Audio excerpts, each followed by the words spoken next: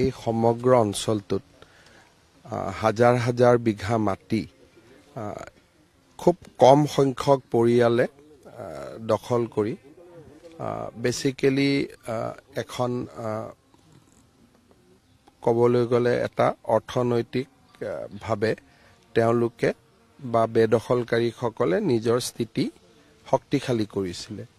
ইয়াতে এটা বস্তু দেখা যায় যে কোনোবা মানুহৰ মাটি নাই কাৰণে ইয়াত অহা নাই, কাৰণ তেওঁলোকে সাধাৰণতে আমি ভূমিহীন মানুহক 3 বিঘা মাটি দিওঁ, 2 বিঘা মাটি দিওঁ, কিন্তু ইয়াত একো গৰাকী পৰিয়ালে 300 বিঘা, 400 বিঘা, 200 বিঘা এই ধৰণে ভূমি তেখেতসকলে অধিগ্ৰহণ বা তেওঁলোকৰ দখলত ৰাখিছিল।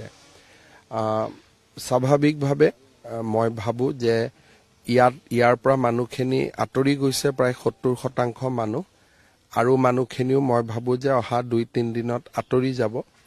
তাৰ পিছত জিলা প্ৰশাসন আৰু ফৰেষ্ট ডিপাৰ্টমেণ্টে ইয়াতে বিভিন্ন ধৰণৰ অৰ্থনৈতিক কাম কৰিব পাৰিব। নীতি নিয়মৰ ভিতৰত বিভিন্ন ধৰণৰ মূল্যৱান গছ যিখিনিয়ে আমাক বহুতখিনি অৰ্থনৈতিকভাৱে শক্তিশালী কৰিব পাৰিব, সেই ধৰণৰ কাম আমাৰ স্থানীয় ৰাইজসকলে ইয়াত কৰিব পাৰিব, বন বিভাগে কৰিব পাৰিব, আৰু এটা নিয়ম নীতিৰ পৰিসীমাৰ মাজত থাকি কামবিলাক কৰিব পাৰিব। এটাকৈ সব অৰ্ডাৰ ওলাই আছে, সবৰে ডিপাৰ্টমেণ্টবোৰ বেলেগ বেলেগ নহয়, মানে পাৰ্চনেল ডিপাৰ্টমেণ্টে কাবাৰ অৰ্ডাৰ উলিয়াব, এক্সাইজ ডিপাৰ্টমেণ্টে কাবাৰ অৰ্ডাৰ উলিয়াব, হোম ডিপাৰ্টমেণ্টে কাবাৰ অৰ্ডাৰ উলিয়াব, মন্ত্ৰীজন বেলেগ, আয়ুক্তজন বেলেগ, গতিকে এটা 40 দিনৰ ভিতৰত ওলাব লাগে। গতিকে সকলো ডিপাৰ্টমেণ্টে 40 দিনৰ ভিতৰত নিজৰ কাম কৰি ল'ব।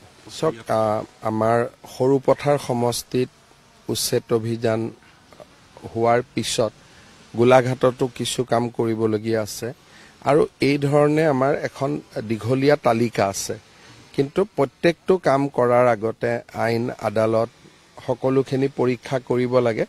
গতিকে আমাৰ চেষ্টা থাকিব যে এটাকৈ যাতে আমি কামবোৰ মানে খুব সুচিন্তিতভাৱে আমি কৰি গৈ থাকিব পাৰো। আবেগিকভাৱে যদি ইয়াতো আহক তাতো আহক বুলি গৈ থাকো, কোনোবা দিনা কোৰ্টে কৈ দিব যে আপোনালোক ক'তো যাব নোৱাৰে। সেইকাৰণে আমি আইন আদালত, অধিবক্তা, আমাৰ নিজৰ অভিজ্ঞতা, এই সকলোবিলাক লৈ পেলাই এটাকৈ আমি স্পটত গৈ আছো, আৰু য'ত আমি জানো যে আমাৰ স্থিতি আইনগত দিশৰ পৰা মজবুত, আমি তেনেকে এটাকৈ কৰি গৈ আছো। আৰু মই ভাবো যে গোটেই অসমতে ইয়াৰ পিছতো 2-3 জায়গাত হ'ব, তাত কাম চলি আছে। গতিকে সেই ধৰণে এটাকৈ আমাৰ বন বিভাগকৈ ফৰেষ্ট, VGR, PGR, সত্ৰৰ মাটি, নামঘৰৰ মাটি, এইখিনি আমি লাহে লাহে উদ্ধাৰ কৰি থাকিম।